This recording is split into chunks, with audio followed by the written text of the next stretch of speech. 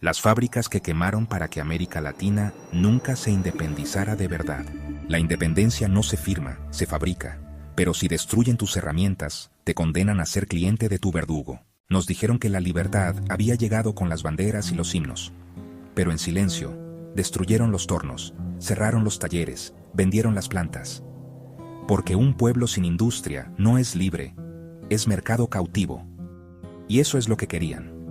Nos contaron que el futuro era importar, que la globalización era inevitable, que las fábricas eran dinosaurios del siglo XX. Pero no era modernidad, era saqueo disfrazado de eficiencia. En Argentina, el cordón industrial de Rosario fue un polo obrero, fabril, autónomo, con acero, con textiles, con trabajadores organizados. Pero tras el golpe de 1976, los militares, de la mano del capital financiero, impusieron una apertura económica que cerró cientos de fábricas. No por ineficientes, sino por peligrosas, producían soberanía. Porque un obrero que produce es un ciudadano que decide, y eso era demasiado. En Brasil, Juscelino Kubitschek impulsó un ambicioso plan de industrialización en los años 50. Quería fabricar autos, aviones, electrónica. Pero a los pocos años, la deuda externa fue usada como cepo. Los créditos vinieron condicionados. Había que frenar la industria nacional, y obedecieron. Hoy, Brasil fabrica para otros. Ensambla, pero no diseña. Produce, pero no decide. Se mueve, pero no avanza. En México, el modelo maquilador fue la jaula disfrazada de libertad. Tras el TLSAN, en 1994, miles de pequeñas industrias fueron devoradas por las grandes cadenas transnacionales. Las maquilas no dejaron desarrollo, dejaron pulmones gastados, sueldos de hambre y dependencia total. Un sistema que respira productividad, pero exhala miseria. En Perú, la reforma agraria de Velasco Alvarado intentó devolver la tierra al campesino y crear agroindustria nacional. Pero fue desmantelada por los gobiernos posteriores, con presión de Estados Unidos. El campo fue abandonado, la industria vendida, y la deuda eterna. Donde se destruye la tierra, se marchita la historia. En Chile, la dictadura de Pinochet no solo torturó cuerpos, desmanteló el tejido industrial que Allende había comenzado a tejer. Las empresas estatales fueron vendidas a precio de saldo. Se instaló el modelo de exportación primaria, cobre, frutas, vino, pero no valor agregado, no industria nacional, porque el que solo exporta recursos, importa obediencia. En Colombia, las zonas industriales fueron abandonadas a su suerte mientras se privilegiaba la importación. Cada fábrica cerrada fue una victoria para los importadores. El narcotráfico lavó su dinero con cemento, pero no construyó soberanía. Y mientras tanto, la industria nacional se fue apagando como una vela en medio del huracán financiero.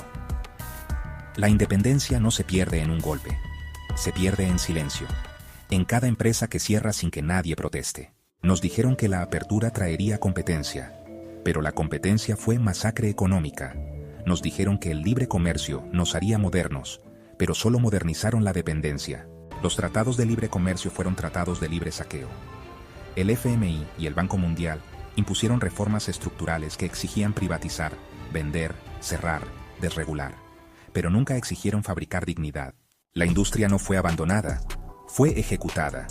Porque bueno, una fábrica produce trabajo, organización, conciencia, y eso es lo que no perdona el sistema.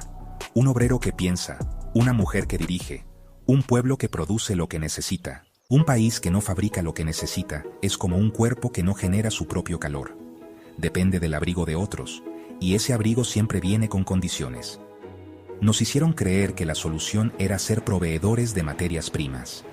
Pero eso no es futuro. Es feudalismo maquillado. Hoy, América Latina importa sus propias ideas, compra sus medicinas, importa sus autos, su tecnología, hasta su imaginario. Y los gobiernos firman convenios, posan con embajadores, se sacan fotos con gerentes de empresas extranjeras como si fueran virreyes. El que se saca fotos con sus amos no puede escribir historia. Y mientras tanto, las fábricas que podrían habernos dado independencia real son galpones abandonados, parques industriales convertidos en centros comerciales, ruinas con grafitis de "se vende". Porque un país sin industria no decide, obedece. Un pueblo que no produce lo que consume, consume lo que le impone el mercado. Y eso no es desarrollo.